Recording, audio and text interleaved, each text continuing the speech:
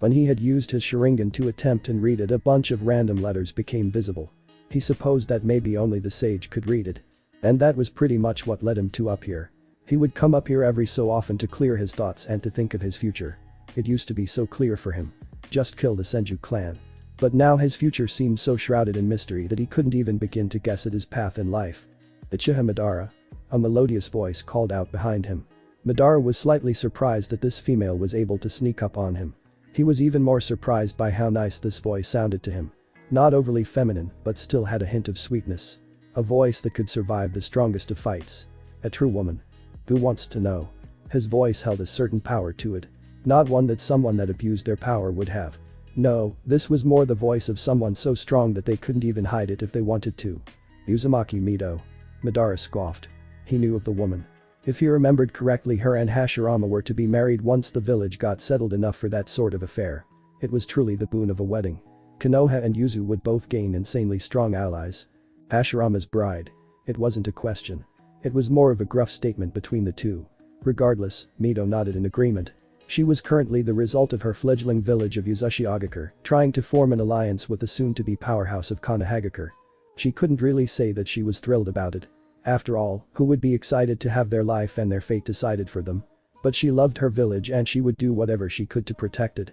Even if that meant signing away her free will. Is there something you need? His sharp voice pulled her out of her stream of thoughts.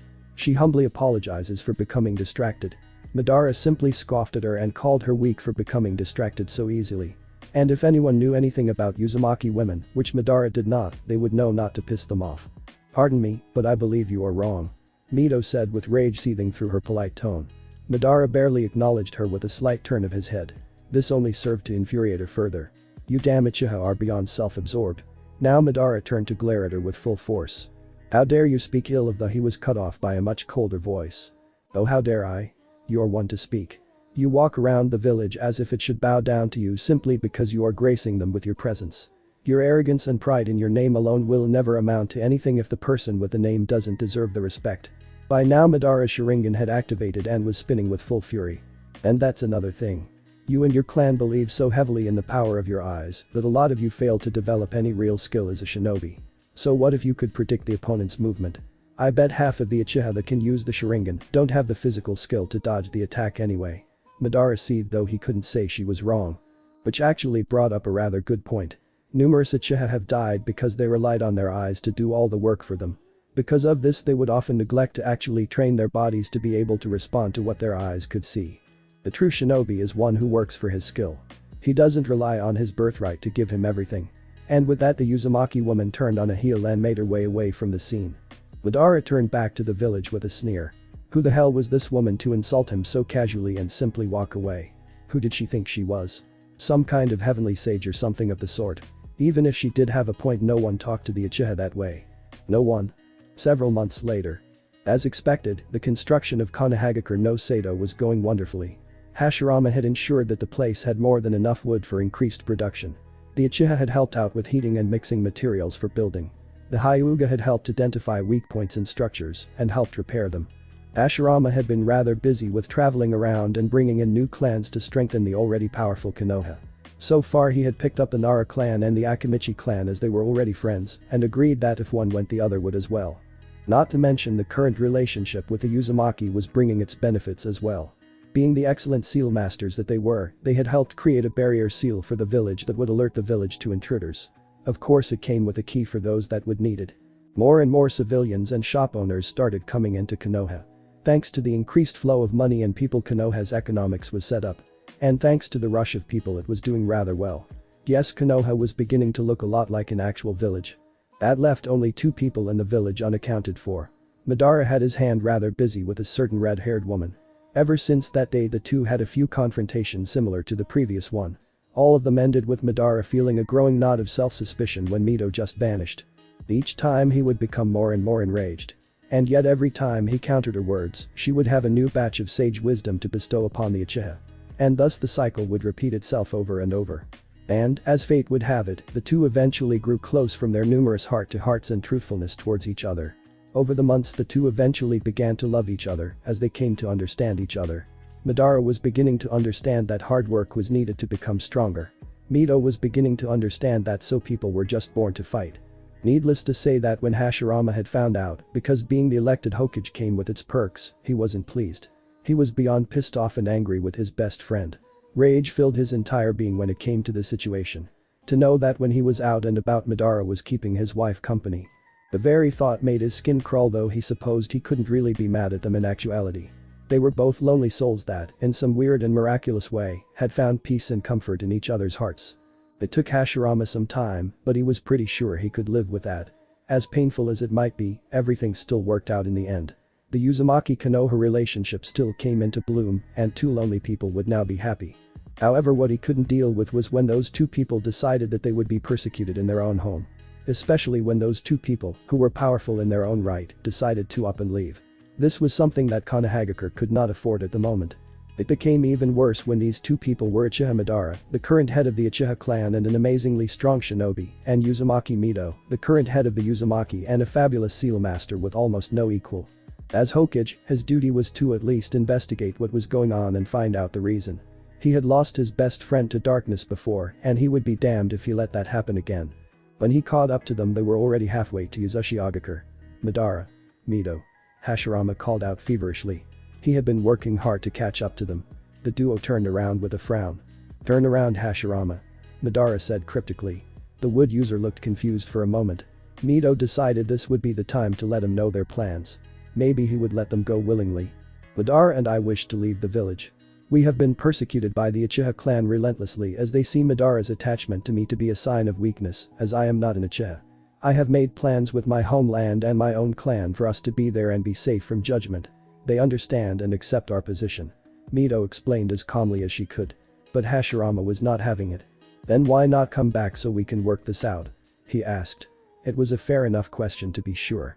Madara decided to put an end to it. "We both know that if you strain things with the Uchiha, then it is a good chance they will leave. Them leaving may even cause your precious village to fold in on itself." Hashirama couldn't exactly argue with that. He took his time to think and he looked around.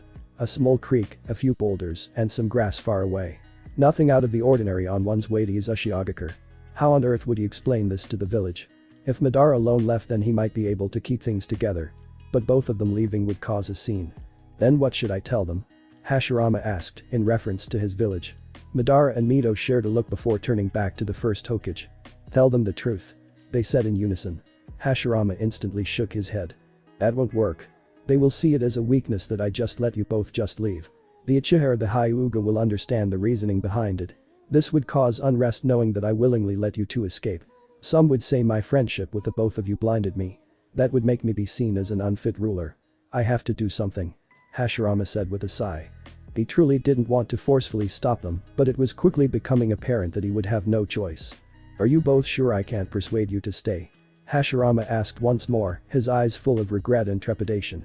"I am sorry, Hashirama, but I cannot stay and allow Madara and myself to be treated with such disrespect. We have tried to talk it out with the other clans and other figures of power. Every time we were turned away or insulted. I'm sorry, but this is for the best." Hashirama looked to his feet when Mito spoke of their troubles. "And I am sorry." At that precise moment, a large root busted from the ground and attempted to encircle them. Madara acted fast and summoned the upper half of his blue Susanoo, his eternal Manjikyu blazing with fury. One hand of the chakra structure grabbed a hold of Mito, while the other hand was placed on the ground and pushed the duo far away from the tree. Once they landed, Madara let the Susanoo fade away. "Stay here," he commanded, his tone left zero room for arguing. Mito figured this was some sort of symbolic fight for the two of them. She would wait it out, but not for long. They needed to get moving before others showed up. And so the Battle of Legends began. Madara fought with a blazing fury that threatened to burn Hashirama down if he wasn't careful. The Shodai Hokage fought with such a centered calm that Madara knew if messed up he would die. As the battle raged on, the landscape around them began to change at a rapid pace. Soon a natural flowing river became a natural waterfall. The water sailed down the new cliff at a brisk pace. The two superpowers traded blows all day and late into the night. This is when their battle came to a close. Madara, having been so tired that he couldn't use his Sharingan, charged at a battered Hashirama. Hashirama charged towards Madara and received a vicious lash across the chest before turning to wood. Madara earned himself a nice sword in the chest from the real Hashirama. "I really didn't want things to end this, Madara. But I will not hesitate to defend my village from enemies both foreign." He pulled his blade out of his back and let Madara fall forward into the water. And domestic. Hashirama felt sadness fill his entire being. He really did not want to end the life of his best friend, but he couldn't allow him to escape and possibly come back later to kill him. It was a tough choice, but in the end it was the best one as it protected the village best. The Shodai took one more long look at his friend before hopping away and making his way back to Konohagakure. However, a few minutes after he left, Mito hopped down to the fallen Madara. She allowed her hand to glow green and to heal his injuries. She wasn't the best at this, but she could hold her own. She could only hope it would be enough. Relax, my love. All will be better soon. Madara opened his eyes slightly and just in time to hear Mito tell him to be still. He closed his eyes and allowed himself to drift off into a slumber. Mito stayed in one spot and focused all of her chakra into the wound, hoping her chakra would hold and keep him alive long enough. She stopped when she ran out of chakra. Picking him up, she single-handedly carried him away from the valley and to their new home of Uchiha, where their new life would begin. With Hashirama. It was just about dawn when the village leader returned to his greatest work. A truly beautiful marvel of love and justice. He was instantly greeted by several clan heads and a few more prominent shinobi once he entered the gates. "Ah, Hashirama, are you alright?" the current Hyuga clan heir asked. Hashirama gave him a smile and a thumbs up despite the obvious wounds on his armor and body. The Hyuga head didn't exactly buy it, but he would not question the strongest person in the village, no matter how weak he may seem at this moment. "Of course I am." He spoke weakly. In truth, he wasn't feeling so good, but he needed to maintain an image for the village. Something for the people to look up to and believe in. The newly elected head of the Uchiha clan stepped forward. "Good. Is the problem with the deserters solved then?" he asked in as emotionless as he could muster. He would not allow the Hyuga to appear stronger in front of him or the Hokage. However, the look that the Shodai gave him was one which he sorely wished he hadn't seen. The Hokage's eyes were full of pain and misery. The Uchiha clan head thought about the situation and frowned at the thought. He supposed that he could understand the pain. He had actually lost his soon-to-be wife and best friend all in one night. And in some weird way it was all his fault. The Shodai stood to his full height and looked towards the now rising sun. A few tears escaped from his eyes as they rolled freely down his tan cheeks. The sky began to become painted with all sorts of colors and rays of light. "Yes," was all he managed to say. His tone stated that he simply wanted to be alone for a little bit. The two clan heads bowed before hopping away. Hashirama watched as some dark-looking clouds began to make their way over to him and the village. Soon a steady rain began to fall, reflecting the way he felt on the inside. He looked up towards the clouds and frowned. That is what the will of fire means. To defend your home and believe in yourself and teammates above everything. No matter what. He said to no one special before turning and walking back into his village, despite the empty feeling that now occupied his heart. Konohagakure no Sato. A man with a flowing white robe and blonde hair lay in the cool grass, a dribble of blood seeping from his mouth. In his right hand he held on to a small baby with hair much like his. In his left hand he held on to his wife's hand with a slowly weakening grip. A woman with stark red hair lay next to her husband. She had eyes as black as midnight with a creamy tan skin. Her child shared the same eyes as hers. She too held on to her baby in the cool grass. She smiled weakly, knowing that this would be the last time she would see her child ever. "Oh, poor Naruto." The mother spoke softly. One could hear the sadness soaking in her voice. The pain filled the sorrow that held her soul. Relaxing Kushina, he will be with his other clan members. The blonde man smiled at his wife reassuringly. The woman now identified as Kushina frowned. "Minato, I don't want him anywhere near Fugaku. That man is not stable." The blonde Minato nodded in agreement with his wife. "Then what do you want us to do with him? I'm sure that there will be plenty of orphans after this attack." Kushina nearly started crying when she heard this. The thought of so many dead people tore at her heart. "We could always send him to his grandfather," Minato suggested with a shiver. "Grandpa Madara?" Kushina asked curiously. Minato nodded in response and that got her thinking. If Naruto would be safe with anyone, then it would be him. That might work. At least he will be safe and can return to Konoha when he is ready, Minato said with a smile. Kushina smiled before giggling weakly. "What's so funny, him?" "Oh, nothing. I'm just remembering when you met Grandpa." Minato visibly paled more than he already was. "That's not funny. That man is scary." Minato shuddered, causing little baby Naruto to giggle softly. "He wasn't that bad," Kushina said nonchalantly. Minato deadpanned at her. "Ever get attacked by a blue chakra samurai as tall as the Hokage mountain?" Kushina giggled again. "He only does that to the ones he likes." A question ran through her head. "How are we going to get him to Grandpa? We are both kinda low on time since we both used the seal." Minato frowned. "We had to. I wasn't about to make Naruto suffer his whole life for that. And as for Grandpa, he trailed off." It was a good question, one he didn't have an answer to. "You need not worry about me," came an elderly voice from in front of them. Minato sat up slightly, grunting in pain as he did so, only to see Madara come out from the shadows. He held his cane in his hand and was being helped along by a white creature with a spiral face. "Grandpa?" Kushina asked, exasperated. The old man gave her a small smile. "Glad to see you remember me considering you haven't come around since you met this man." Kushina huffed and fell back onto the grass. Minato paled slightly when the man's Sharingan eyes came and focused on him. "We need you to hang out with Naruto for a few years," Minato said tiredly, his eyes beginning to flutter shut. Madara nodded and began to walk over to the baby. Naruto had grown quiet as Madara approached, almost as if the baby was just as excited to meet his great-grandfather as the old man was to meet his great-grandson. "So this is him?" Madara said as he looked down at the small bundle of flesh. "He doesn't seem like much. And you said his name was Naruto?" He looked over to Minato to find the man had passed away. He looked over to Kushina to find that she too was gone. "Zetsu, carry the boy with us." The white spiral-faced thing saluted before walking over and picking Naruto up. Together the three of them left to go back to their home in the underground. 8 years later. The slightly older-looking Naruto popped one eye open. The rays of sunlight shot through the blinds of his room with practiced ease.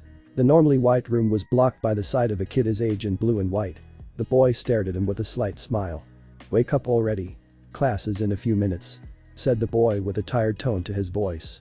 The boys had stayed up late to train, and it just so happened that the boy hadn't gotten enough sleep. "Damn it, Sasuke. Why do you always wake up so early?" The boy named Sasuke simply sighed as he turned to leave, his job of waking Naruto up was done. "I don't know, but I don't like it. Now hurry up or we'll be late," Sasuke said as he shut the door to the room. "Yes, Kami forbade the Uchiha cousins from being late," Naruto yelled out. He could have sworn at that moment he heard Sasuke grunt. Deciding that he really couldn't afford to be late, he whipped the blankets off of himself and got up to get dressed. He dressed rather differently than his Uchiha cousins. In his mind Sasuke wore too much blue and white. It made him stick out. Think about it. Blue and white hiding in a green bush is bound to get him seen. No, Naruto went for a much more subtle look. He wore a black high-collared shirt with sleeves that went down to his elbows. He wore black pants made of the same material. The pants were straight and sharp just like his shirt. Of course he adorned the Uchiha fan on his back along with black shinobi sandals. Much better than Sasuke, Naruto thought with a smile. It's not that Naruto didn't like his cousin, far from it actually. Sasuke and Naruto had hit it off really well when he had shown up about a year ago. Poor Sasuke was an emotional wreck when Naruto got there. Lucky for him, the boy's cheerful attitude and promise to help Sasuke defeat Itachi had helped the boy open up and smile again. Eventually Naruto made his way downstairs to see Sasuke eating a slice of tomato costly while he waited. "About time you got down here." Naruto just huffed at his response. "Yes, well some of us can actually sleep longer than 5 hours at a time," Naruto teased. Sasuke couldn't sleep longer than that because Itachi haunted his dreams almost every night. The only time he could sleep is when he worked himself into the ground and passed out. "Sure, if you're a lazy reject," Sasuke countered with a smirk. Naruto frowned. He couldn't help it. Most days he trained harder than anyone had ever seen. It's just when it came time to sleep Naruto would take full advantage and sleep as long as he could. Sasuke would always say it was his parents' genes that made him like that. Which to Naruto was a huge mystery. When Naruto arrived in Konoha and the Uchiha compound, he only knew the basics of life, his name, and some bits of history of Konoha. Other than that, the past years of Naruto's life had been wiped from his mind.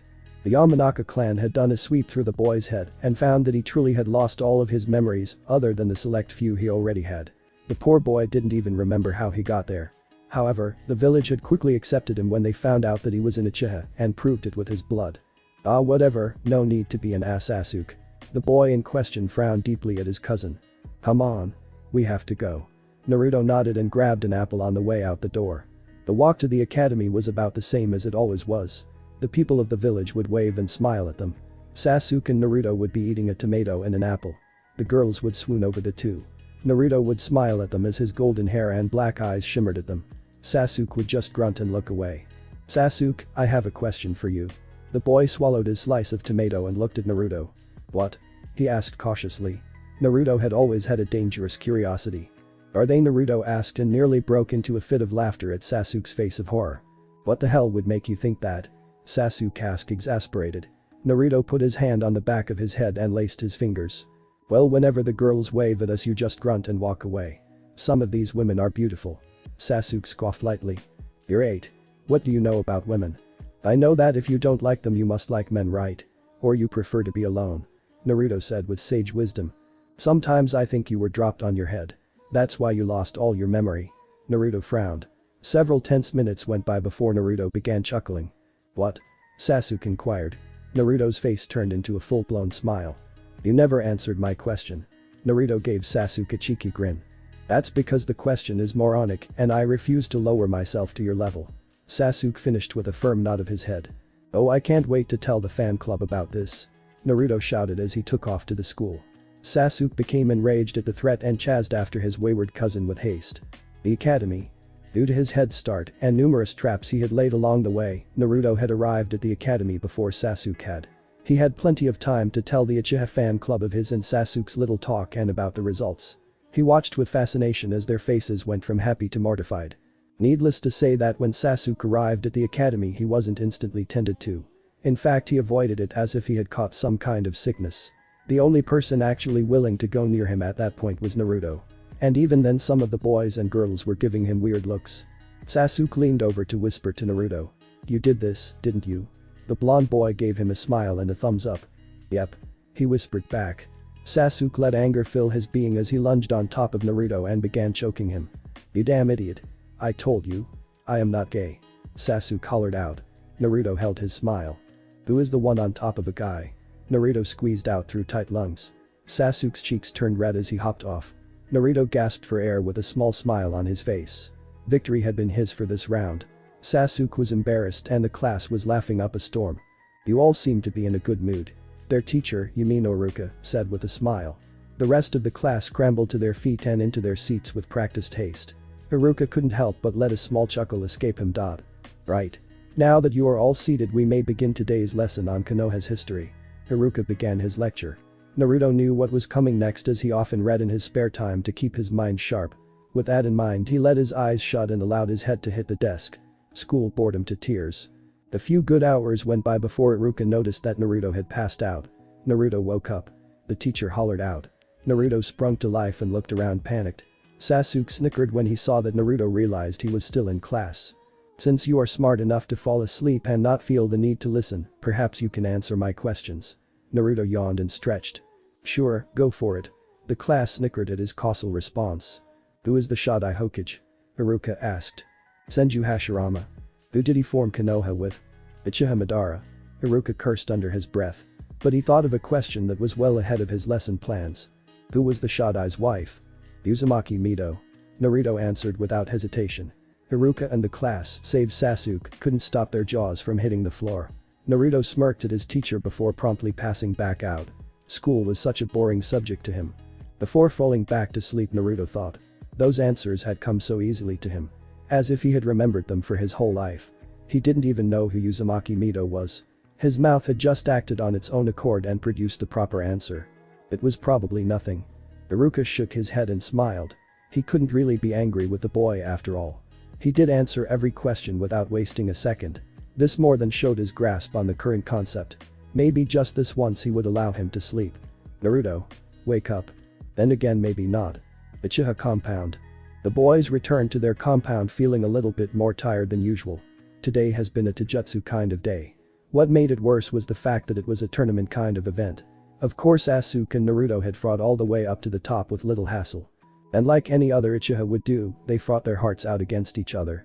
Which was rather hard to do considering that both of their styles revolved around countering each other's attacks. Still even their taijutsu wasn't fully operational for without the Sharingan they could only do so much. Still the two of them managed to bash each other into unconsciousness, thus ending the battle in a tie. After such both of them were sent home so that they could rest and recover for the next day of class. Not that either of them really looked forward to it. Either way when they got home they each went off to go and shower and clean up. They relaxed as the hot water pelted their sweaty skin with heat. When they left the showers they went to their individual rooms to rest for a bit. It seemed like such a simple thing to do. To go to bed and rest. However resting was not so easy when a weird man-like thing was laying on your vest with a weird spiral thing on his face. Not to mention how happy and cheery it was upon seeing him. Master Naruto, there you are. The creature looked up to Naruto and began jumping around with joy. Naruto looked at the creature before slowly backing away from him. The white mass looked at him. Where are you going, Master Naruto? Naruto finally let out a scream as the creature put its face mere inches away from his face. AHH. The white creature cried out and latched onto the ceiling with grace. Who are you? Naruto asked in an alarmed tone. The creature stopped screaming as it remembered its mission. Oh. He said, dropping from the ceiling. I am Zetsu, but my master can call me Swirl. Naruto nodded, relaxing slightly. And why are you here, Swirl? The white Zetsu saluted before leaning in close to whisper. My other master wanted to see you. Naruto blinked at the statement. Other masters? Just who the hell did this damn thing belong to? Who's that? The white Zetsu danced around for a moment, wiggling his arms and bringing his knees high to his chest. Swirl stopped dancing after a few moments and leaned back in. Master Madara. The creature declared proudly but quietly. Master Madara wants to see you. Master Madara? Naruto asked the strange creature. The swirl-faced white creature nearly exploded with excitement at the mere mention of Madara's name. Naruto thought about blinding the creature and running away before something awful happened to him. Sadly, he couldn't find any slots. Oh, he's your a friend. A good friend. Swirl bellowed out loudly and exuberantly. But I've never even met him. How could he be my friend? The only Madara I've even heard of was Uchiha Madara. He mused quietly. But there was no way that could be him, right? Madara lived a long time ago, so this couldn't be the same one. That's him. The creature said proudly with his thumb up. Naruto raised a brow in disbelief. But didn't Madara die at the Valley of the End? The creature looked confused for a second, almost in disbelief. Not that Naruto could tell what the creature was feeling. The damn thing didn't even have a face for expressions. Funny story about that. You see, Swirl was cut off by the sound of a hand smacking on the door. Naruto, you in there? I heard screaming and came to check to make sure you didn't cut your hand off or something. Naruto could have sworn he saw the Uchiha smirk in his own words. Naruto looked up to the creature who put a single finger to his mouth. Must not want him to know he is here. I'm fine, but don't lie to me, Sasuke. You just wanted to catch me changing, didn't you? Sasuke scoffed on the other side of the door. While Swirl covered up his non-existent mouth to keep himself quiet. He held his breath to ensure he didn't burst out laughing. Whatever, I'll be at the training ground. He listened carefully as his footsteps tread out of the house. He heard the door open and close a moment later. He let out a held breath and leaned against the door. Now what were you going to say? Swirl put a finger to his chin and his arm under it to support before snapping his fingers. The creature jumped up and down a few times before stopping mere inches away from Naruto. I was going to tell you, but I think it would be best for the master to tell you. Before Naruto could even react, the creature lunged forward and clamped his whole body around him. A moment later, the creature and Naruto turned into nothing but a cloud of smoke. When Naruto came to his senses, he was forced to blink a few times. Currently, wherever he was pitch black darkness with no light anywhere. Well, at least none that Naruto could see. And normally he had pretty sharp eyesight. His mind drifted away from his eyes and to the white creature that brought him here. This Swirl was also nowhere to be found. Perhaps it was him that brought Naruto here. The creature did seem a bit off and quite crazy. He thought about the last thing his brain could find for his memory. The only thing he remembered was listening to Sasuke leave, then a plume of smoke. Nothing else could be found in his memory bank. No running, no, nothing. Just 1 second he was home and the next he was here. It was quite confusing for the young blonde-haired boy. To just suddenly be, well, kidnapped out of his own room. And by something which he had never met or seen before. He almost felt defeated by Swirl. He was in Uchiha and they always needed to be on guard. He mentally sighed to himself and attempted to sit up from whatever he was laying on. Much to his surprise, he was bound to something. That's when Naruto noticed that he was laying on a bed and blankets were covering him. Maybe he was still at home. Then a thought hit him. What if he was trapped in a genjutsu? What if that whole exchange with the Swirl was just an illusion meant to trick him? He cleared his mind and calmed himself down. The scrolls in the Uchiha library had knowledge on these things. The first and easiest way to break it was to release a burst of chakra from your body. The chakra release would set his chakra straight and he would be free from this scene. So he set out to do just that. He stopped the flow of chakra all over his body and, all at once, released it into the air. And nothing happened. He was still stuck and the place was still pitch black. But he was lucky. There was a second way of breaking through such things. It was rather painful, but he just wasn't strong enough to break this one with only chakra. This was also mentioned in the scrolls of his family library. One had to inflict pain upon themselves in order to break them. Harmful to your body, but great when the time to focus is small and limited. Naruto growled slowly in his head before sucking in his lip. He was moments away from biting it when an elderly voice rang out to him. You aren't a genjutsu, boy. Naruto froze upon hearing the voice. It was spoken with a tone of power and pride in which he had never felt before. Though something seemed oddly familiar about it. So Naruto did the only thing he could do, seeing as how he was all tied down. Ah! He screamed violently. The elderly man covered his ears with his wrinkled hand to block out the sound. Not that anyone could see that. The volume was just too much for him. Silence, child. Your screaming is pointless. No one can hear you. That did nothing to slow down or stop Naruto's fright. In fact, the thought of not being able to be heard scared him even more than it did before. Ah! He screamed even louder than before. Not that it would do any good, thanks to the elderly man informing him of his situation. Soon a white hand slammed down and clammed onto his mouth to silence his pointless screaming. In a panic, Naruto opened his eyes and looked up to see whose hand it was. A white swirling face came closer and into his very limited view. Naruto slowly relaxed as he recognized the face, but he couldn't drop his guard. The place was too damn dark for that.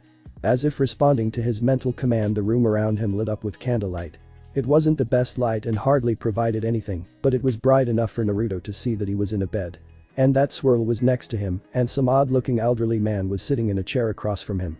Swirl slowly lifted its hand off Naruto's mouth and made a shushing noise with the other. Naruto nodded slowly and turned his head to the man in the chair. He had long flowing white hair and a single red eye and a cane in his left hand.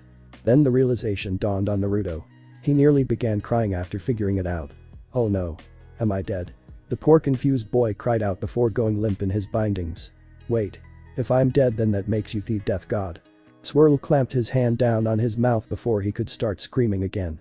The death god shook his head slowly from side to side. It seemed that the boy hadn't changed in the slightest since they last met. You don't remember me? His old and strained voice called out. Naruto ceased his squirming and eyed the man wearily. Normally remembering something or someone meant that the two had met before. Naruto never remembered this man. Pai. The elderly man sighed in an irritated manner. Swirl realized his mistake and removed his hand from the boy. Naruto shot the thing an angry glare before returning to the older man. No, but I don't remember much other than what happened in the past year. The elderly man nodded before getting up and walking over to him slowly. Naruto's fear of the situation only grew with the closer he got. But he had to remain strong for his dead family. That actually spurred the thought of Sasuke. He could understand that Sasuke would be angry with Itachi for destroying, well, everything. But there were times where Naruto wondered if Sasuke cared about anything other than revenge. But then everything worked according to plan. The elderly man mused to himself before nodding to himself. My name is Uchiha Madara, and you are Uchiha Naruto, my great-grandson. The now named Madara finished with a small, almost unnoticed, smile on his face. Naruto was beyond confused. He was the descendant of Madara. As in the Uchiha Madara. Me? But there's no way I could be. He was completely baffled about this. Yes, you are. Your mother was my granddaughter. Naruto's mouth just hung open in pure shock and disbelief. You were my mother's grandfather? Madara shook his head in irritation. I thought I said that already. Naruto opened his mouth to respond but shut it once he realized he was right. Still, this new revelation was shocking to say the least. Who would have guessed that Naruto was the descendant of someone so strong? That history book said you died at the Valley of the End. Madara looked though he may kill Naruto for simply bringing that up. He had never really felt killer intent in his life before, but this was more than anything Naruto could handle. The mere pressure alone was more than enough to drive him insane. He was sure that if these bindings were on his arms, he may have tried to end his own life. This was just something Naruto could deal with for too long. Lucky for him, Madara relented and calmed himself down. No, I didn't die there. I lived and went home. It was there your mother was born before she met your father and moved to Konoha. My wife stayed behind at home. Naruto nodded and wisely chose not to interrupt the man while he told his story. Madara inhaled a slow breath. My wife and my partner were taken from home when the Kyuubi attacked. It took all I had to fend it off, but nothing could stop it. It even broke free of special power. I had heard that she, my wife, was forced to have her cells taken from her body. I eventually got her back though. Funny as seeing how the Kyuubi attacked them anyway some years later. Naruto raised a brow as it seemed that he was waiting for Naruto to ask a question. So how was my mother born? Madara sighed. When I rescued my wife, she insisted that we have a child to carry on our bloodline. Your mother was the second result of that union, with your mother's mother being the first. Though you are related to another person out there. A Senju that has her cells, but I'm sure you'll meet her one day. Naruto nodded slowly. It made sense to him. Someone took his great-grandmother's cells and put them in someone else. That someone passed those cells on to a Senju that was still alive today. Who took my great-grandmother? Madara looked as though he may tell Naruto, but shook his head slowly. It is not your time to know who took her. When you are older and have the strength to avenge them, then maybe. Naruto growled slowly. Then why tell me all of this? Madara placed a hand on Naruto's forehead. His hand was ice cold to the touch, but was rough as though he had been training for something. The blonde Uchiha looked up to see Madara's eye begin to spin with 3 black dots inside. Because I needed you to know some of the truth before I told you of my offer. Madara spoke with a cool passion to his voice. Something told Naruto that he may want to listen to what his great-grandfather was going to say to him. I won't lie to you, my time is limited on this earth. But if you stay with me I will make you stronger than you could possibly imagine. You will know a strength that few people do, but I will require that you use this strength to carry out a plan I have. Naruto was curious as to how he would get stronger, but he figured that Madara had some method. He was sure of it. What plan? The air around Naruto and Madara seemed to lighten up and almost seem bright for the first time. A small smile found its way onto the elderly skin of Madara. A plan to attain perfect peace. No more wars, no more fighting, no more hate of any kind. However, for the world to know this peace it must first embrace its greatest pain. Madara almost seemed gleeful at this explanation. Almost like he expected Naruto to join right away. So the greatest pain will lead to the perfect peace. Madara nodded his head slowly. Then count me out. I want no part of that. The world can learn peace without suffering for it first. Naruto spoke defiantly. Madara was about to raise his hand to strike the boy when a thought entered his head. His eyes and his fire-like passion reminded him so much of Kushina and Mito. Perhaps there was another way for him to be of help to the plan. Very well, I will let you go back home, but before I go allow me to give you 2 gifts. The first gift is happening right now. The next gift will show itself when you learn the truth for yourself and dedicate yourself to avenging your family. Naruto looked confused. The first gift is happening right now. What is it? He asked curiously and semi-excitedly. Madara nodded slowly and pulled something out of his pocket. Naruto followed the item with his eyes till the light hit it. It was a mirror. Look at your reflection. Naruto did so and noticed that his eye color had changed. Instead of the black he normally had and was used to, his eyes were blood red. But something wasn't quite right with this picture. His left eye had 1 tomo in it, while his right eye didn't have any. How come my left eye has 1 but my right doesn't? Madara took his head off of his head and walked slowly back to his chair. Your body wasn't ready to awaken the Sharingan. I am sure the other will come soon enough if you train. Madara's voice seemed more tired than before. Which Naruto normally would have laughed at him, but decided that wouldn't be fair to someone who just activated his Sharingan. Naruto, I want you to know that I am proud of you and will be no matter what choice you make. Naruto was about to ask what he meant when Swirl dived inside of his body and put him to sleep after wiping his memory clean of this incident. Swirl emerged a few moments later. But Master Madara, what about? It leaned in to whisper like someone was listening. Plan A. He will be fine. I have enough faith in him to carry out the plan alone and hold up his end of the bargain. I have a feeling that Naruto will aid us unknowingly once he figures out the truth. Swirl nodded. What do you want me to do, Master? Madara let out a heavy-aged sigh of his own. Take him home then return. I'll need you for something else. Swirl saluted and took off to do his assigned task. A moment later Naruto was gone and Madara was left alone with nothing but his thoughts. Make me proud, Naruto. Naruto tossed and turned in his bed. He was having a dream that was running from some all-consuming darkness that just wouldn't stop chasing him. Sadly for him, he tripped and the darkness managed to overtake him with a swift ease. Ah! He awoke with a scream. He looked towards the clock and noticed he had been asleep for several hours and it was late now. He rubbed his eyes and rolled out of his bed with a groan. He sleepily walked over to the bathroom to relieve himself. Afterward he stopped to wash his hands. When he looked up from the sink and to the mirror he was forced to take a step back. Pure red eyes were looking back at him with interest and curiosity. A small smile crept onto his face. Cool. He proclaimed loudly and darted downstairs. If he was correct in his memory before falling asleep, then Sasuke was out and about in the training field. He couldn't wait to show him that he had unlocked the Sharingan and could begin using it. Sure enough, Sasuke was at the training ground and was training his heart out against a straw dummy. The boy landed a flurry of combos that were rather interesting to watch. Even more so for Naruto since Sasuke seemed to move so much slower than before. Sasuke. He called out to the boy who was in mid-run towards a dummy. The poor boy tripped and fell right on his face in the dirt. Naruto chuckled slightly at the sight of him tripping. Regardless, he moved over to help the boy off the ground. What the hell was that for? He stopped when he looked up and into Naruto's eyes. The blonde-haired boy smirked victoriously at the sight of his shocked face. He crossed his arms over his chest and puffed it up to make it seem bigger. Looks like I won our little bet. Sasuke's mouth hung open for a moment. This was the fabled Sharingan of the clan Uchiha. To obtain such a thing was rare in its own right, but to attain it at such a young age was the mark of a true Uchiha genius. But how? Sasuke questioned. Maybe if he learned how Naruto had gotten his, then maybe his own would work too. Naruto thought about it and decided two Uchiha were better than one, so he told him all about his forest dream and how he awoke to find it active.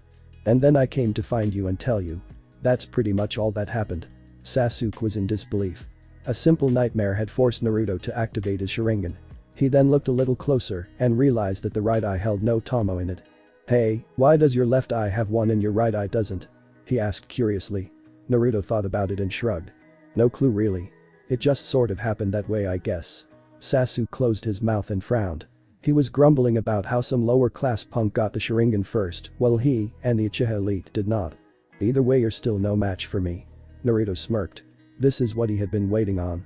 He knew Sasuke would never take this lying down. Not with his pride on the line. Care to prove that then? Double or nothing on our current bet.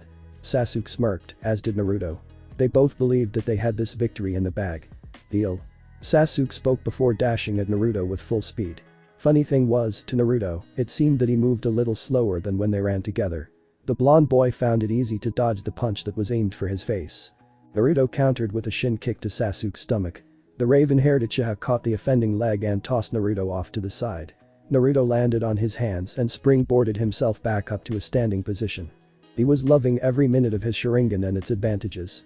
Granted, things only moved slightly slower, but it allowed for him to make slight enough adjustments so he could avoid unnecessary damage to his body. Truly his eyes were a blessing to his fighting abilities. Naruto rushed Sasuke this time and threw a flurry of his own attacks. Sasuke, even without his Sharingan, was able to pretty much stand toe-to-toe with Naruto. However, since Naruto unlocked his Sharingan, the odds were in his corner. Many of Naruto's strikes were either dodged or blocked, but slowly he got around his guard. A few punches landed on Sasuke's arms and shoulders. The boy grunted with each passing blow before kicking Naruto off of him. Naruto couldn't help but to glow at his success.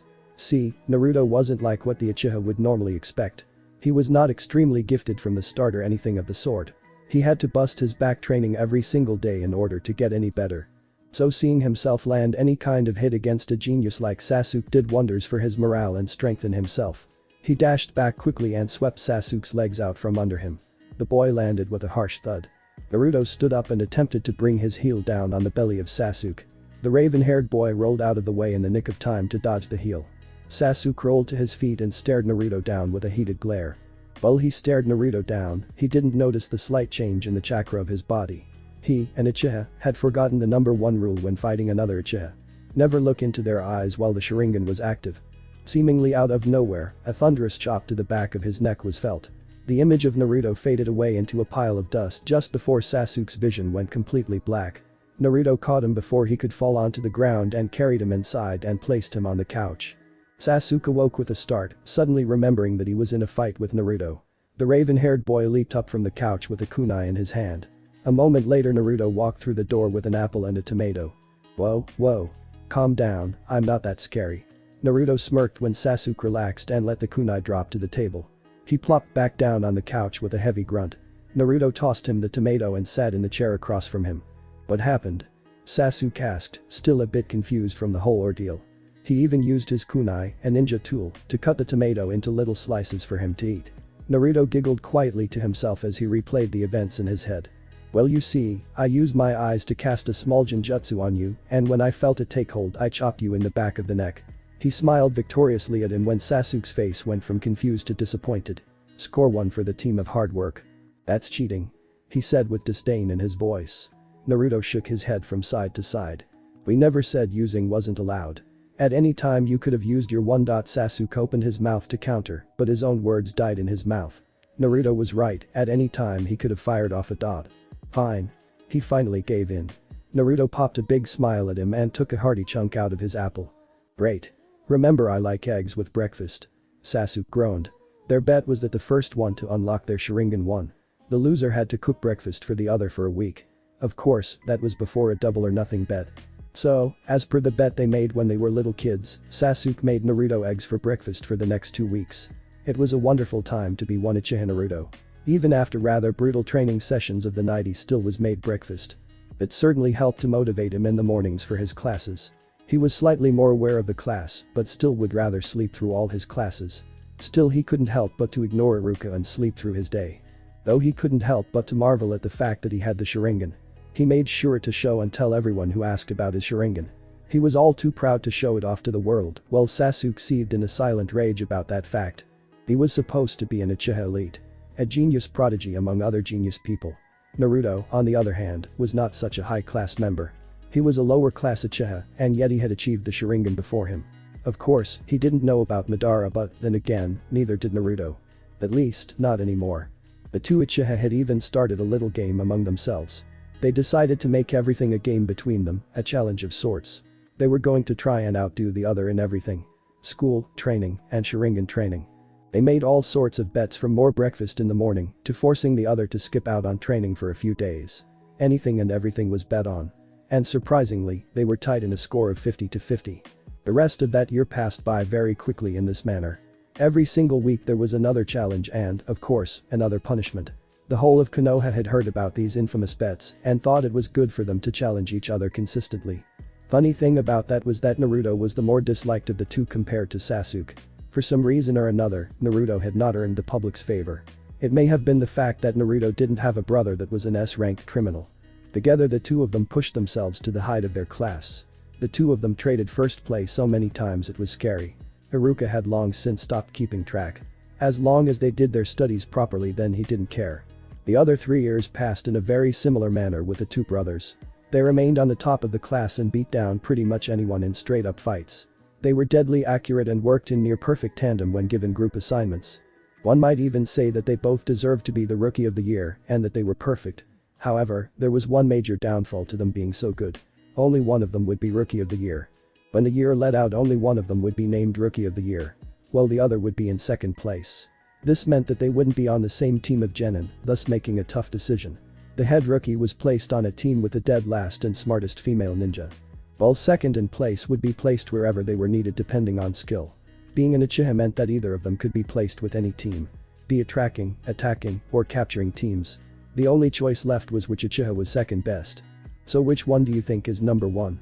A boy with facial markings and a small white dog asked. Next to him was a small girl with pale eyes and a boy with glasses and a trench coat. Hard to tell. The pale girl stammered out. The dog boy seemed to accept this answer from her. Yeah, I agree. I mean, two Uchiha are hard to rate against each other. I hope Sasuke isn't number one. Kid needs some humility. I agree with you, Kiba. Sasuke does seem to think very highly of himself, but it is not unwarranted. He is very skilled. I also agree with Hinata. It is very difficult to predict who may win this Rookie of the Year. Geez, Shino, didn't know you had such an interest in this. Kiba smirked. The good shinobi is always alert to potential threats. I suspected with your nose you may be more aware of that fact. Kiba and Akamaru growled slowly at the bug user. Shino merely adjusted his glasses. Idle threats are pointless, Kiba. Please stop. Hinata stood between both males. The class was starting to look at the two males that were practically dripping with tension. Luckily the two boys sat down with a small glare to each other, but they let it slide. Good thing too, because the moment they stopped the Uchiha brothers walked in. Both of their faces were completely blank. This was their latest contest of will. To see who could remain straight-faced through graduation. Both of them sat down without a word and stared at the board. The class remained silent the moment they entered the room. Most of the people there knew they were not to be messed with in any capacity. They had no tolerance for such things. Well, Sasuke didn't. Naruto loved to pull pranks and get in trouble. The moment after the Uchiha brothers walked in, Haruka followed suit. A big smile was plastered on his face. He set down his things and began to go on about some Will of Fire speech and about how they were all adults now. Naruto seemed to enjoy it well enough. Filled him with a sense of pride to be among the Leaf Shinobi. Sasuke on the other hand saw it as more of a pass. A pass to learn as much strength as he could to defeat Itachi. Permission to receive as much training and knowledge he could for his future goal. It was rather nice to feel appreciated for once. Now then, I believe it's time we get to the award of Rookie of the Year. Haruka asked with a small smile adorning his tanned face. Sasuke and Naruto glanced at each other before turning back to the board. Each of their eyes seemed to burrow into the teacher with intensity. By a 1-point lead, decided by last week's shuriken test, the winner is Uchiha Sasuke. And the fan club went wild like they had been named rookie or something. Naruto kept his face calm, but mentally he groaned painfully. It figures he would be beaten by something so little. After all this time. Now, on to the teams. We will start with Team 7. Uchiha Sasuke. Naruto wondered if they would be put on the same team. He doubted it, but it couldn't hurt to give it a try, right? Akamichi Chouji. The boy instantly stopped eating his chips. He really had wanted to be with his friends, but his grades weren't exactly the best. And Haruno Sakura. Your Jounin-sensei is Hada Kakashi. And the pink-haired girl let out a scream that was sure to break glass. Luckily the glass and Naruto's ears held up just fine against her wrath. In the back one Yamanaka Ino groaned loudly at being defeated in such a manner. Teammate will consist of Hyuga Hinata, Inuzuka Kiba and Aburam Shino. Your Jounin-sensei will be Uhi Kurenai. All three members of the squad nodded before exchanging glances. Some of them were more heated than the others, but still they seemed alright with the idea. Team 9 is still in rotation. Team 10 will consist of Yamanaka Ino, Nara Shikamaru again, the blonde-haired girl groaned about being stuck with a lazy person. Shikamaru seemed even less interested in the whole ordeal, but kept an eye open to see who the last addition was. And Uchiha Naruto. Your Jounin-sensei will be Sarutobi Asuma. Shikamaru allowed his open eye to shut as he drifted into his own mind. Thoughts and stratagems revolving around the three of them began to form in his head. With some training they might be able to hold their own in a few years. Ino on the other hand was now practically glowing with happiness. Sure she couldn't have Sasuke, but she was also part of the Naruto fan club too. In truth she liked Naruto more than Sasuke for the reason that he at least smiled and talked to her. Sasuke just shut her down each time. Naruto turned in his seat to look at his two teammates and smiled. Shikamaru wasn't that bad of a choice. Lazy Shura but nonetheless extremely smart and resourceful. His vision drifted over to Ino who was waving and smiling at him. He couldn't help but to wave and smiled back. And that's all the teams. You have 1 hour before your sensei arrives, so use this time to get to know your teammates. And, once more, congratulations. Iruka strode out of the room with a soft smile. Almost instantly the class began talking and chatting about almost everything that kids would talk about during a time like this. Naruto for his part walked up the row steps to where Shikamaru was sitting and noticed Ino moving there too. The blonde Uchiha, for the life of him, couldn't figure out why Sasuke would shut girls out of his life. They had both agreed to help rebuild the Uchiha clan, and the only way to do that was through women, right? I'd say let's go get lunch, but I doubt lazy boy here wants to go anywhere, right? Shikamaru opened one eye lazily. That's pretty much right. Though you forgot about the part where you two insist on going and drag me out there anyway. Ino and Naruto grinned as they grabbed Shikamaru's arm and literally dragged him to an outside table. This is where Naruto pulled out a few rice balls and handed them out. The three of them stayed mostly silent and ate in peace. They had been classmates for the past 4 years. Pretty sure they would know a good deal about each other. When the hour was up they went back inside and sat together. Ino was partially tempted to try her luck and lean her head against Naruto's shoulder, but she stopped when she realized that he and Shikamaru had fallen asleep. Just her luck to be stuck with the heavy sleepers. So Ino was forced to watch alone as the other teams all filled out until it was just Team 7 and Team 10. Another knock on the door was heard and a scruffy-looking man with a cigarette walked in through the door. Team 10. He called out, his voice deep and rough. I'm your Jounin-sensei Sarutobi Asuma. Both Naruto and Shikamaru woke up instantly at the name and began to fill out the door with Asuma. Naruto turned around and spared a glance at Sasuke, who was still waiting, to give him a thumbs up and a smile. The two Uchiha gave each other a thumbs up and a rare smile was shared between them.